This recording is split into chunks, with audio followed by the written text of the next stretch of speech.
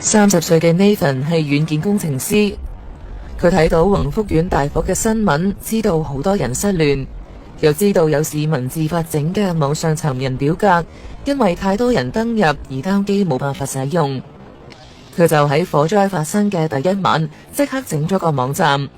按宏福苑8棟樓劃分為8份表格，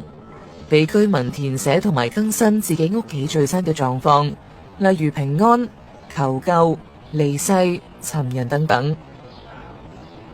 我先係起一個平台，同埋我可能做一啲技術上嘅 support 啊，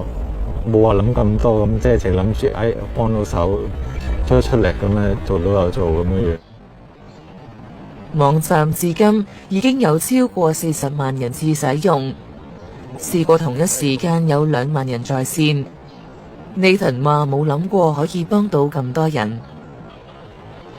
個流量我真係冇諗過咁多，最感動嗰個位就係我借起一個平台出嚟，即係好多義工佢即刻舉手啦，就話自己係有唔同嘅專長，